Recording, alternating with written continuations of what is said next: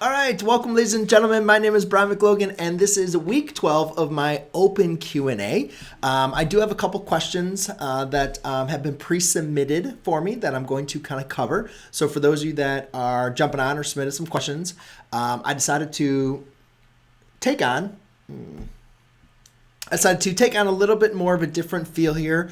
I was looking back on the, kind of live streaming, kind of thinking like, how do I want to, for a lot of these live streams to go? And I've been kind of thinking about some different ways that maybe I want to, kind of serve you guys as far as, some live streams. I love just doing some problems, obviously that people submit in.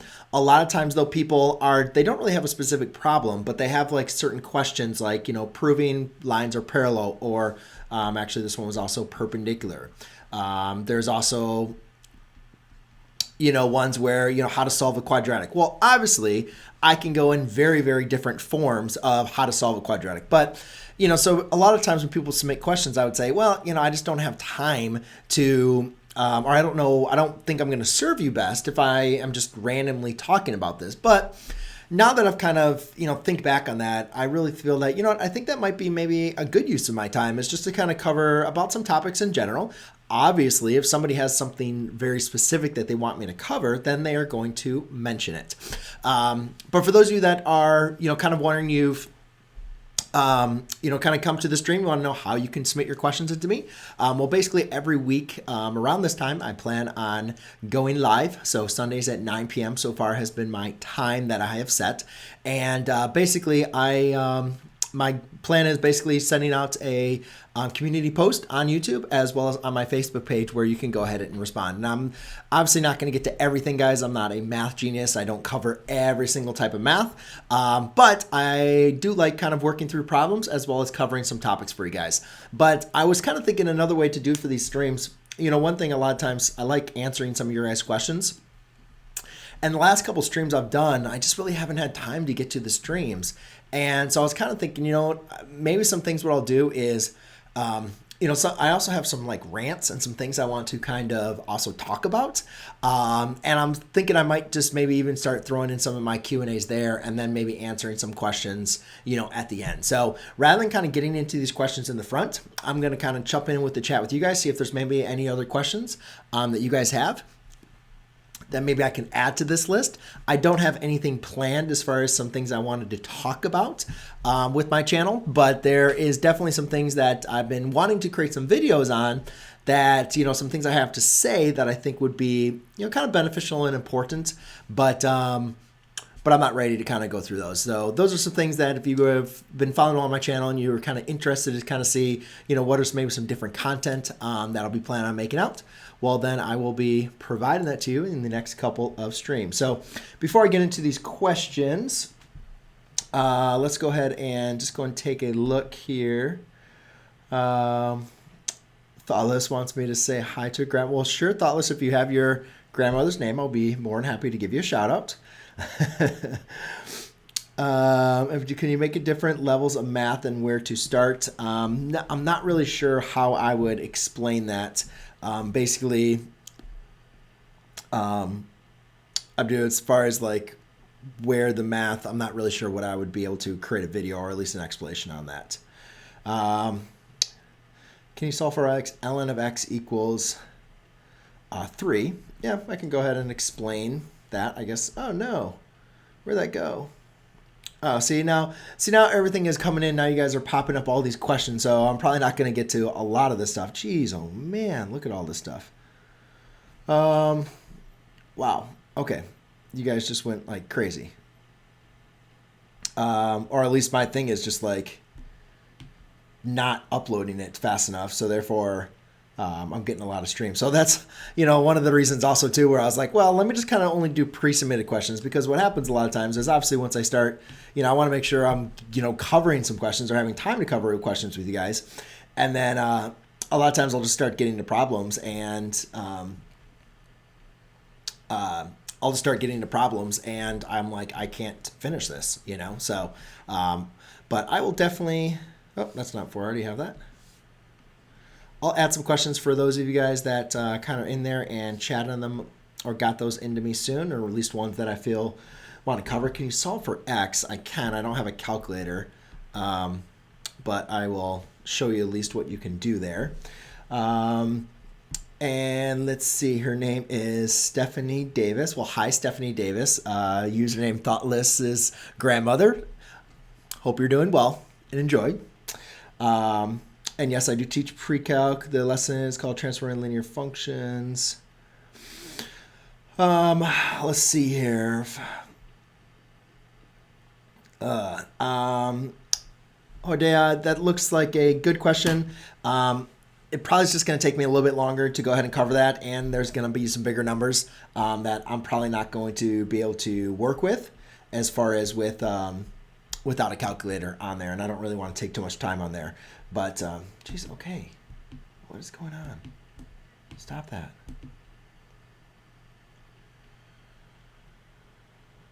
All right, so I'm seeing my live stream software is kind of getting a little annoying. And I don't know why it's not popping me up. I see that I have a live stream or a super chat from Caesar, which thank you very much, Caesar, but for whatever reason it's not showing up on my YouTube chat. So I'm not sure what that is, but thank you very much. A $1.99 super chat. I very much appreciate that. You know, and I wanted to obviously get to some of your guys' questions here very shortly as they keep on coming in, but I'm just trying to check in with you guys. Oh, how do you, oh, okay, there's Caesar. Well, at least he's getting this thing. I don't know what the heck is going on with this, but he says, how do you add polynomials? I guess I'll just do a problem with adding polynomials. Like, let's just do a trinomial 7. I'll just pick a problem here. Plus negative x squared plus 5x minus 3. Okay, so I'll just create that equation here and add them for you, Caesar, because I do appreciate that super chat. So thank you very much. Arya, Truck's Done, Pipehead, or Pippyhead. Matthew, 10, good to see you guys. Man, there's a lot of you out in this. That's awesome very much. All right, Muhammad says solve 3x plus 2 equals 8. I will add it in there. See, this is the whole thing. Like when I'm adding some of these questions, you guys are like on my previous side chats, I would just kind of go through all these problems like that people did, and it would take me forever. And I didn't get to like add into the chat. I didn't get to say hi to like Snoop Log or A. Pearson or JJ Ricks. And Alan Murphy would say, you know, can you explain why we add 2 pi n and pi n when solving trigonometric equations? That I can do that. And I think these are a lot of things that I want to just kind of cover, like, you know, 2 pi n and pi n. 2 pi n. But I want to kind of just, I think it, I don't know, it might be beneficial just to me to add like multiple questions here for you guys. And, you know, just rather than covering something in depth, which I do with all my videos, I think it might be a little helpful for me just to kind of also just, you know, get a little bit of questions. So therefore, that means, you know, for a lot of some people that are providing me like some very in-depth problems, like what's up, XD is back on. Good to see you. But you know, like what's provided, it's just, Hodea, it's like, you know, I can go through the process, but, you know, it's going to be a little bit difficult here, you know, working with some larger working with larger numbers. All right. Barbara said, how do you factor when a is not equal to 1? I can at least do a quadratic. I'll just do one more. All right. Oh, number 9. What was I supposed to do for number 9? Or was that an extra? Oh, I still have an extra one. All right, let's just kind of see here. I'm going to kind of work my way through. And then eventually, guys, I'm going to have to at least stop into the questions. I apologize for those of you that are still kind of adding them in. But 3x plus 2. Added that in there, sure. Yeah. Yeah, but you guys got to show the work. So that's what I'm going to do, kind of using the inverse of operations for that. I don't understand. Extra Jack says, I don't understand domain and range. Ellie, don't worry. I got your questions. Intelligent Course said, Mr. Glenn, do you think it would be a good idea to skip pre-calculus and just go to AP Calc AB? I mean, it really kind of depends on how strong of a student you feel. I will say that a lot of students that come into my class feeling like they have a strong Algebra 2 background struggle in my class because of the Algebra 2 that is required in pre-calculus. And when I taught calculus, the students that struggled in calculus was because of their Algebra 2, their algebra skills. So the nice thing about the course pre-calculus is not only does it give you a really good foundation in trigonometry, which, you know, Algebra 2, at least what I've seen from the curriculum, kind of touches on trigonometry now, which I don't really agree with. But I think it also kind of gives you that sense of like you kind of have an idea of what to preparing you for calculus, which maybe for a student here or there that would be correct or that would be enough. But I think as far as majority of students, the rigor of pre-calculus as well as the review and depthness of pre-calculus topics is really going to give you that foundation to be successful in AP Calculus. So I think that course is there for a reason. Obviously, there's always going to be a student here or there that, you know, can skip pre-calculus, but I think that would be beneficial for not only your understanding, but as far as your grade to do pre-calculus, you know, get exposed to some different, you know, definitely to that depth of what you need to understand to really do well for calculus. And again, it goes really beyond, you know, I mean, if your only goal is just to pass AP Calculus, then, you know, then yeah, you more likely you're going to get by. If you are taking AP Calculus to be going into a math field, you're going to want, or, you know, something with the math base background, you're going to want to make sure you understand that information, because eventually, you know, you're going to be required to really rely on those foundational topics. So that's why I think, you know, taking the pre-calculus, especially if you're going into calculus, you know, why are you taking calculus? What's the purpose? What's the point? Making sure that you understand some of those concepts deeply for that. So hopefully that helps. All right. Let's see. Well, hi, Aaron. Well, thank you very much. Inflection points. Hey, David, I appreciate it. I'm not going to be it's been 2 years since I was teaching my calculus, so I'm just not on point with my calculus instruction. So unfortunately, I'm just kind of not really taking any calculus questions for you on that. Same thing with Nana as far as graphing derivatives. It's just not it's just not something that I feel I just don't have the curriculum. Like when you're teaching something over and over again, it really helps you to, you know, devise or at least be able to explain things in a certain light. And since I've been teaching in the last couple of years, I really just don't feel like I'm going to provide a great explanation that would really help you for on there. So I'm just kind of avoiding the calculus for that reason, just because I want to make sure that, you know, whatever explanation or whatever thing I choose, not only is it something that, you know, I feel comfortable a lot of times with my explanation, but I want to make sure that, you know, you're going to get an explanation that you can, you know, better understand. And for some of the topics, it's just been a while that I need to think about it, or I would need to go back and review and just make sure whatever examples I choose are going to, you know, work or be best or be chosen to best kind of serve what I feel you will need to understand. Another solving equations. Hammond, so I see that cosine of 2x, you're going to want to use the double angle formula, and I apologize, we are not there yet, and I do not know the double angle formula, and therefore, all right, it's not I don't know, I don't remember. I think it's 2 cosine of x sine of x, if I believe, the cosine. Double angle of cosine, or is that the sine one? I don't remember, but either way, I probably won't be able to get to that one, but that is, you know, a little bit.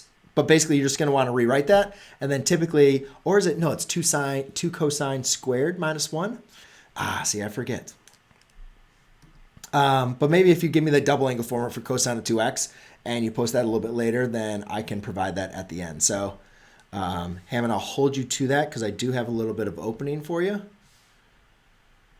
So let's see if you can provide me with that. 3 cosine of 2x plus the cosine of x plus 2 equals 0. All right, do you recall the method of calculating the circumference of a prolapse No, I don't. Sorry. I guess I should probably read everything before I start saying things. I'll find the multiplicity of your zeros. I'll try to, well, multiplicity is just really the power of the factors. And I'm not really sure if I have an example here where I can explain that. But again, the multiplicity is really just the power of, not only the power of the all right, you know what? I'll decide that. That's going to be number 11. All right, so let's talk about 11 and multiplicity. All right, so I'm just going to talk about in general from zeros as well as from graphs, just kind of give you, just to give you a open up. And Truxton, I love the question. How to get my girlfriend to open up to me. You know, a lot of times I ask my students, like, ask me any questions, even on dating questions. Give me what you guys got. Nobody takes me up on the offer. But even though I would love to be offering some dating advice, not really actually at all. But I will. I'll just focus on the math, what I know best. And David, sorry, as I mentioned, I'm not going to be able to kind of cover the calculus for this stream. So, trigonometry question. Alex, I like that question. I am just not going to have time to do it. I'm assuming you're doing the sum and difference. Please prove that. Yeah, so therefore, that's going to be a little more difficult. I'm not going to cover that in this live stream, but I do like the question, and you guys are starting to. So cosine squared of 2x minus sine squared of 2x. That's right. Okay, that sounds right. All right. Cosine minus sine squared.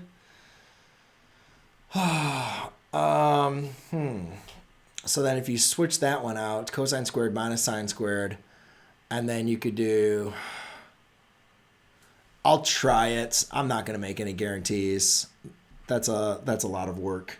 Cosine squared of x minus sine squared of x.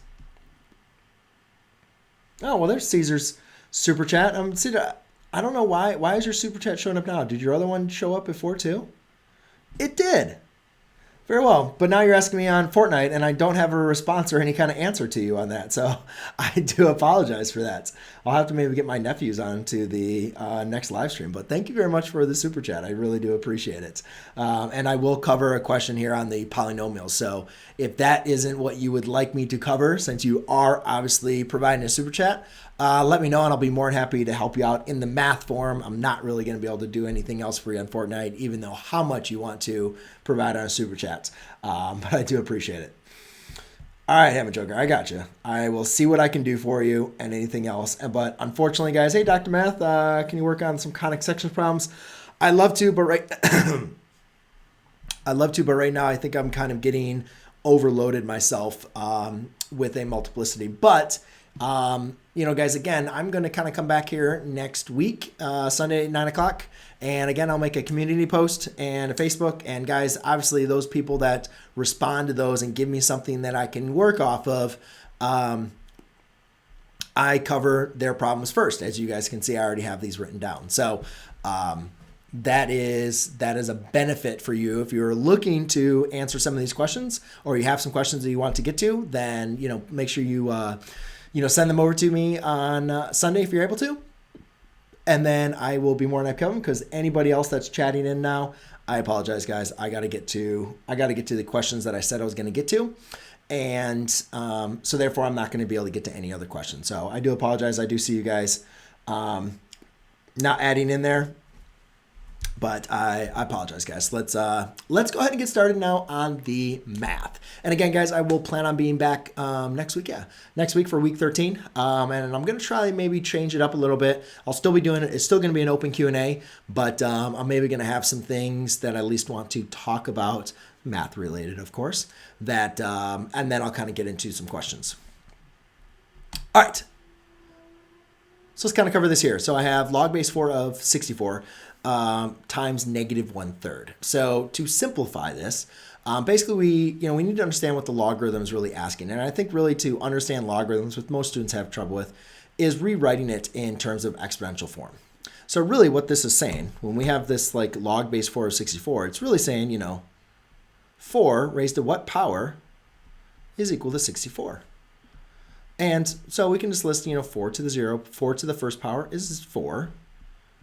4 squared is 16. And then we can see 4 cubed is going to be 64. Okay? So, and obviously, as you keep on going, you're just going to keep on getting bigger and bigger numbers. But that's really the idea. When you see log base 4 of 64, that is what you're asking. Or that is what's being asked of you is, the base 4 raised to what number gives you 64, the argument of the logarithm. So since that is now equal to 3, I just have negative 1/3 times 3, which is just going to be equal to negative 1.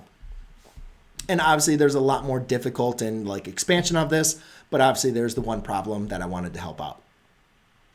As far as proving parallel lines and perpendicular, the student asked for 2-column proofs, which is not something that I'm going to want to cover here in the live stream.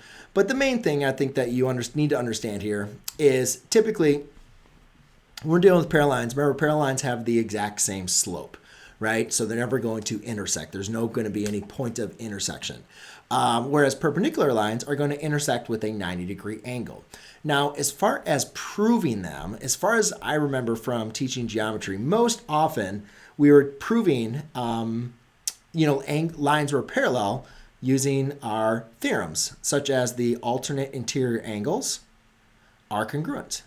Right? So, well, if we have parallel lines, right? So, if we have parallel lines, then our alternate interior angles from a transversal are going to be congruent. So therefore, if I have 2 lines and a transversal and these 2 angles are congruent, that is going to prove that these 2 lines must be parallel. So typically, from what I remember in these proofs, is we're just going to use some operations here to basically identify what these angles are. And if we can show that these 2 angles are not only alternate interior, like interior of a transversal and 2 lines, but if they're equal, then that's going to prove we have parallel lines.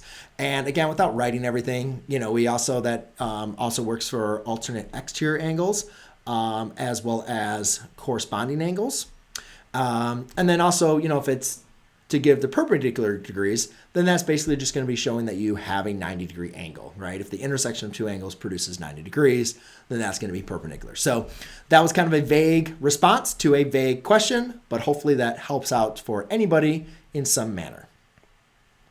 How do you solve a quadratic? So the student wanted me to kind of cover, factoring, completing the square, or quadratic form. And I don't really think that's a good, yeah, you should know how to use all 3 of them, I guess. But they all have their certain advantages, right? So first of all, yeah, I have that. Here we have standard form, ax squared plus bx plus c. And then the other form here we have is a times x minus h squared plus k. Okay, so standard form is obviously the most common form that we have for a quadratic equation. And typically, if we want to go ahead and solve this, right, for any quadratic, we basically want to go ahead and set it equal to 0. Now, when we factor a quadratic, we know it's going to be factored into a product of 2 binomials. So if you're able to factor a quadratic in standard form, then obviously I would recommend just doing factoring. And that's a very common practice that we do a lot. So being strong in factoring is going to help you for any course that's going to be heavy in the algebra section. So I would basically say, always look to factor first. So always look to factor first, right? That's step number 1. Now, how do you determine then what is good? So let's just kind of do an example. So factor first. So let's just kind of look at some examples. I'm just going to do some basic ones like x squared plus, 3x plus 2. There you go. All right, so that is a polynomial that if I wanted to solve, I'm going to set it equal to 0. So it'd be x plus 2 times x plus 1. Okay, so that is now factorable. So that one, therefore, that works. Now, the next thing is, well, what about if it's non-factorable? And basically, you can use completing the square to go ahead and solve if you like to. But typically, we like to use completing the square to write things in vertex form, so therefore we can identify the intercepts. That's really I would say, the best advantage of using vertex form. But when to use, I think like one of the big conversations, a lot of students will have is when should we use the completing the square to solve compared to the quadratic formula? Well, we can use the quadratic formula anytime we want to, right? But I think for completing the square, it's easiest to complete the square when you have something that's non-factorable and your b is even. So for instance, this is non-factorable, right? And you could use quadratic formula or you could use completing the square. And I think when you're doing your b divided by 2 squared, doing this and completing the square, you can do this rather quickly and then go ahead and, solve for your solutions. Whereas I think that complete the quadratic formula, would probably come in handy if you had something, like this. Like that's not going to be as fun to complete the square with. You can do it, and once you get really good at it, then it's fine, but I think when you have a middle term that's even, completing the square, as long as you're good at completing the square, would probably be the best. And then for if the middle term is, odd, probably do quadratic formula. Now, I don't really abide by that with my students, because a lot of them are struggle with completing the square. So I just say, always factor, and then we just kind of work to quadratic formula. We've already covered completing the square, and we're going to cover it again. So, but right now, just most students, just even from their Algebra 2 class, they struggle with the completing the square portion. So that's why a lot of times I just kind of make sure we go to quadratic formula. Just remember, for quadratic formula, you've got to have a quadratic set equal to 0. Okay. All right, guys, just want to also just kind of give a quick little point. I know a lot of you guys are obviously coming into the chat, and I do have a full load of questions that I'm going to be covering. So I do apologize for you guys that some of you are adding, coming in late. I'm just not going to be able to get to the questions, but I will be back, or at least plan to be back next week, same time, same location. And therefore, if you want to add some questions here on my community post or on Facebook, then I will make sure to get them and do my best to answer them. All right, next one is basically just applying the transformations.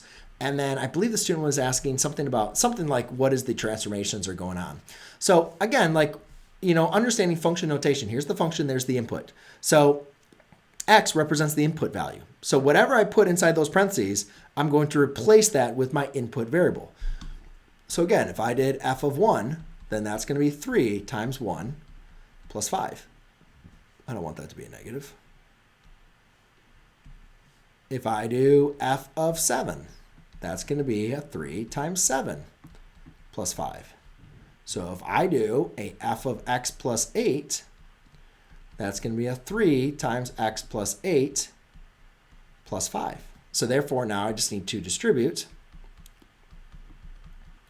That's going to be 24 plus 5. So it's a 3x plus 29. Now, the other thing is, without getting in too much detail, if you kind of recall looking here, this is that vertex form, right? So that inside those parentheses is considered inside of the function. And so as far as a transformation goes, this x plus 8 is considered inside of the function. Therefore, it's going to be a horizontal transformation, and it's going to be 8 units to the left. I don't want to get into more detail on that because there's many other things I can say, but just notice that understands the transformation inside of the function. So therefore, it's going to be a horizontal transformation. And since you're adding, it's going to be 8 units to the left. Number 5, just know the logarithm. I think it's important just to really understand that natural logarithmic form is really ln of e to the x equals 3. And so if we go back to what we were talking about before, log base 64, well, that is really just saying, 4 to the third power is equal to 64. Right? So this is what we call our logarithmic form. This is our exponential form. So I don't have a calculator to go ahead and solve this, but if this is my logarithmic form, you can see my exponential form, I don't know where an e is coming from, would just be e to the third equals x. So therefore, obviously e is an irrational number, so therefore you'd have to use a calculator if you need to provide a decimal equivalent. In my class, that we would just leave it just like that. All right, next one is just kind of adding polynomials. And there's a couple different ways you can do this. You can do like the vertical method. You can do the horizontal method. The main thing is when you're adding polynomials, just make sure that you have common terms, right? So what that means is you can only add terms that are common or the same. Like, so numbers obviously can only be added with numbers. If you have a x raised to the first power, you can only add it to another x raised to the first power. If you have an x raised to the second power, you can only add it to another x raised to the second power. And when we're adding those terms, we're adding basically the coefficients or applying the operation addition or subtraction to the coefficients. So in this case, we have 3x squared, basically combined with a negative x squared. So that's just going to be a 2x squared because it's really like 3 plus negative 1. Here we have a negative x to the first plus 5x squared, so that's going to be a positive 4x to the first. And then we have 7 plus a negative 1, right? And therefore, that's just going to give me a 6. I'm not sure why I was always subtracting a 1 in all those examples, but hopefully that kind of helps you out from there. All right, question number 7. Now, it seems very simple. A lot of people are, already given the answer.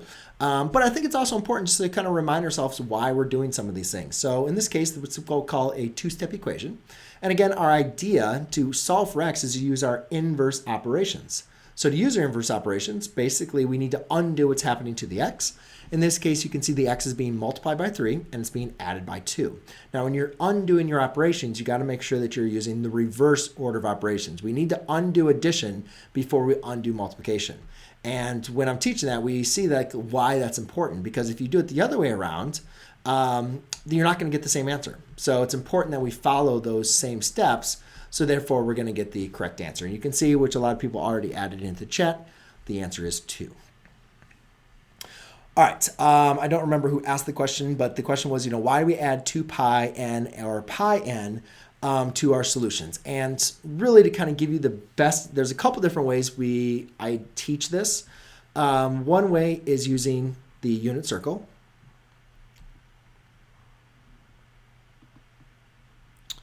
And then another way would be using the graphical approach. So let's look at I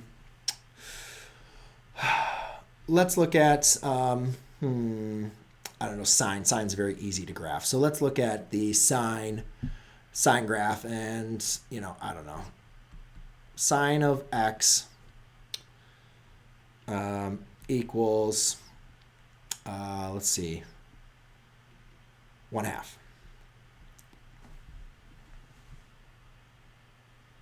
There you go.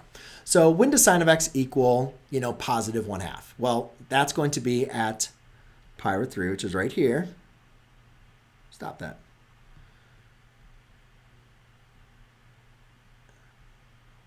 And right there, right? So we can say, x is going to equal the angle. X is going to equal 1/2. That's going to be the angle. Let's just say, pi over 6, and that's also going to be 11 pi over 6. Now, that is all the solutions between 0 and 2 pi, which is the unit circle, which is basically, our unit circle right there. But we know that the sine graph continues. Like, it doesn't stop at one period, right? The graph keeps on going around and around the unit circle. So, if here's 1, well, 1/2, right, is going to be right here. So you can see that it crosses, like if we were to kind of do a line here, we can see that it's going to intersect the sine graph twice, which is our two angles, pi over 6 and 11 pi over 6. But as this graph continues going on, it's going to make another solution and make another solution. So it's basically like as I'm going around, and it's really nice to kind of look at this Desmos where it shows you like going around the unit circle and you can see it's graphing the line, because that's basically what's happened. Like as I'm graphing this, oh, there's the first dot, and then you go around, oh, there's a second dot, and then you go around a third time, oh, I hit 2 pi, then here's a third dot, here's the fourth dot, oh, I did that wrong. That's negative. What am I doing? I'm crazy. But yeah, my explanation is still correct, but it doesn't equal the pi over 6 there. It's equal to pi over 6, and thankfully you can see that I made a mistake. It's not 11 pi. That's negative. That's in the fourth quadrant. It's crazy me. It's 5 pi over 6, right? And obviously that makes sense because here is pi, right? And so you can see my two angles here, pi over 6, 5 over 6. So to get to your point, why am I adding, 2 pi to this? Well, again, like to get to here, to get to there is 2 pi. To go from here to there was 2 pi, right? And again, like here's my one solution. If I need to get a solution again, here's one solution. Stop that. This is going to be really annoying once I get into trig. But you can see like I go to here and then I have to go all the way around, which is another 2 pi. Now, how could I change this problem a little bit? Well, what if I had plus or minus 1/2? So therefore, if I had plus or minus 1/2,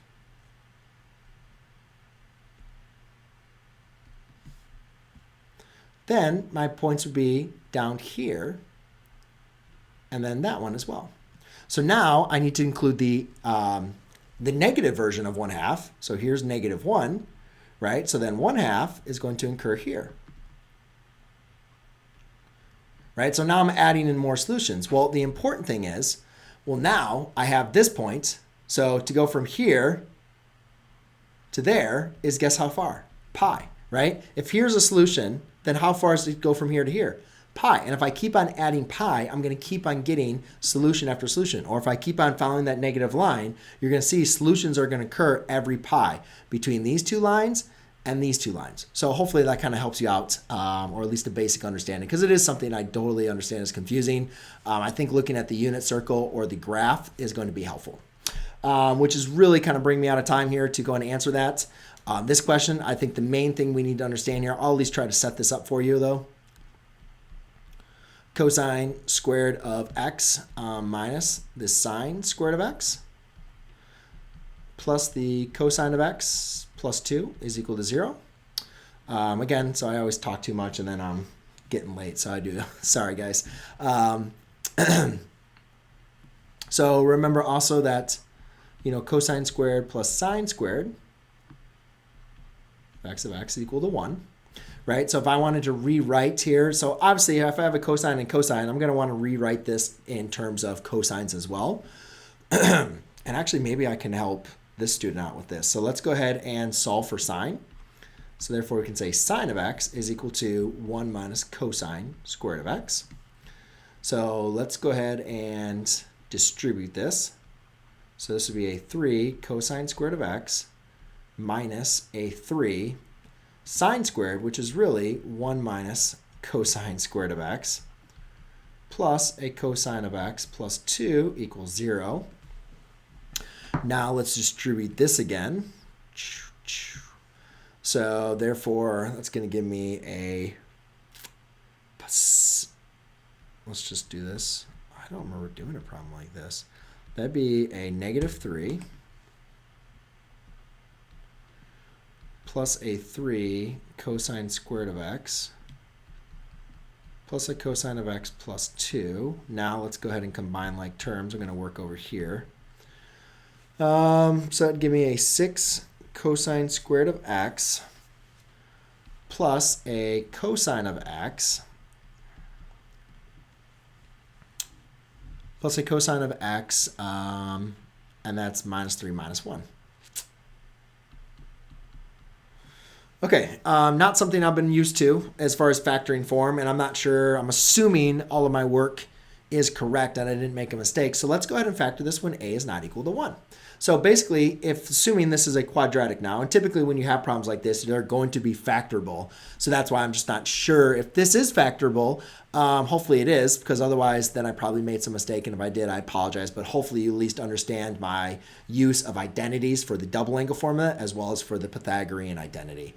That's basically what you'd want to do if whatever my mistake. But let's assume that I did everything correct, and therefore we want to check if this is factorable. Well, most students have trouble factoring that as a trigonometric equation, so therefore we can just write this as a quadratic equation and then say, well, how are we going to factor this? And this was not planned by any means as well, but it actually is a great segue.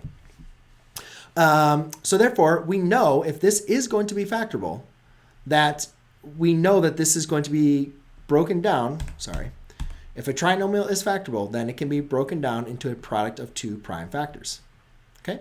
And so therefore, we only have two options really to give us 6x squared that's going to work. It's going to be 6x and x, or 3x and 2x. Well, again, it kind of comes into, there's obviously a lot of ways to kind of work through this, to do it the long way. Basically, the way that my understanding that I have with students is, most problems, guys, especially in the upper level mathematics, it's, or at least, in pre-calculus, calculus, like we're not going to be getting like crazy numbers. A lot, especially like in this one, like it's going to be something basic that we can figure out. It's not going to be some very difficult factoring numbers. So really, my kind of ideal is, using a lot of just guess and check like in your head. We know the 3x and 2x. Now let's think about -1. Like, what are the only two numbers multiplied to give you -1? There's only one option, +1 and -1, right? So then we just got to determine, well, where should we have the -1? Where should we have the +1? Well, our middle term is positive. So therefore, when we multiply our inner and our outer in terms of the distributive property, we want that middle term to be positive. So therefore, I'm going to make this a +1 and a -1. So therefore, you can see the inner and the outer, which I was explaining here, inner outer, which I was explaining here, is going to give you a -2x and a +3x. So that is very helpful because now I just factored this in terms of x. So let's go and factor this with cosines now. It's the same thing. So I could say 3 cosine of x minus 1 times 2 cosine of x plus 1 equal to 0.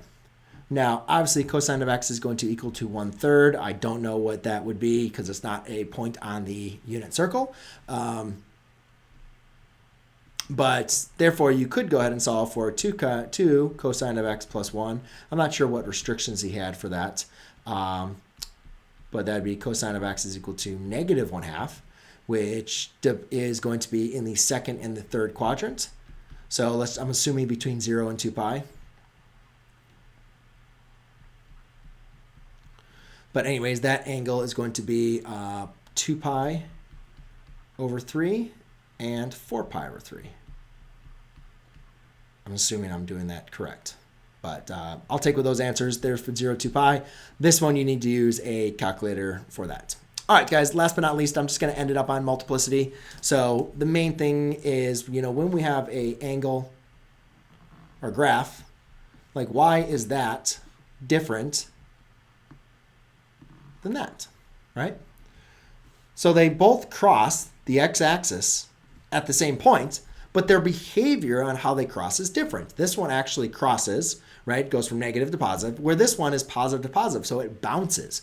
So that difference, that behavior is what we call multiplicity. Anytime you have the behavior where it crosses, your multiplicity is odd.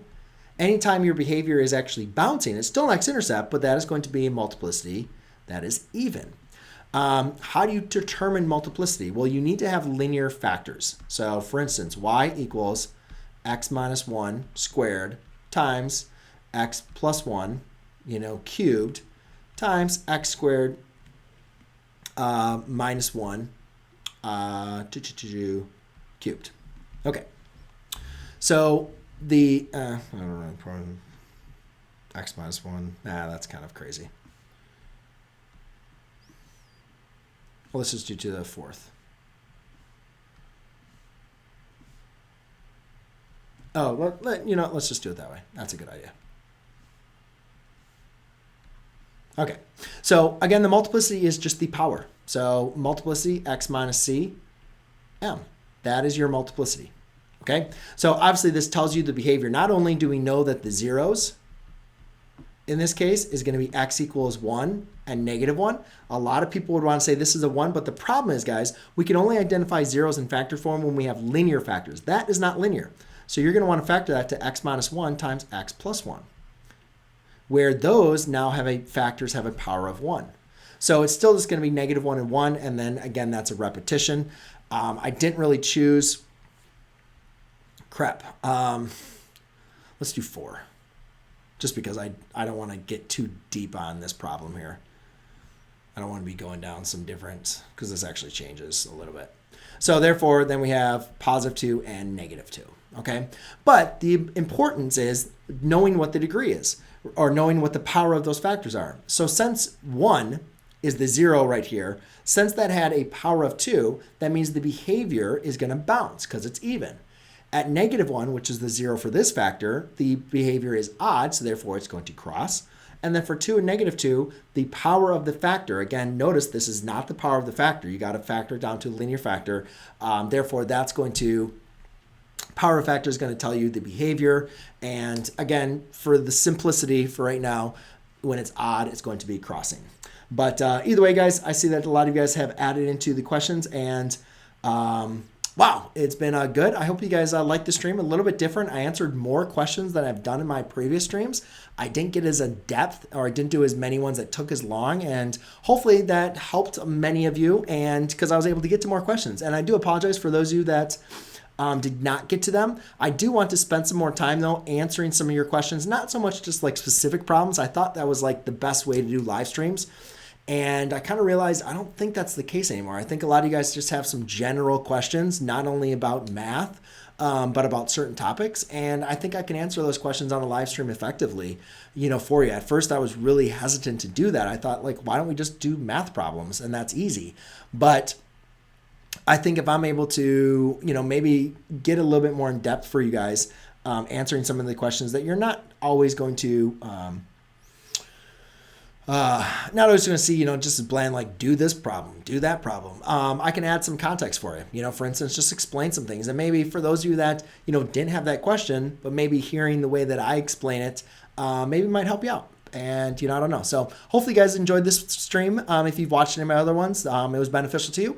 And then also, guys, if you're working through your math, I will be here next week at 9 p.m. on Sunday. More than happy to answer your questions. Make sure you check your community post and my Facebook, because obviously that's where I'm going to allow you guys to comment down below for the live streams. And obviously you're already subscribed and bell notification, so you're going to get that. But either way, guys, I really appreciate you joining me for the live stream, and I'll look forward to seeing you guys on the next one. Cheers.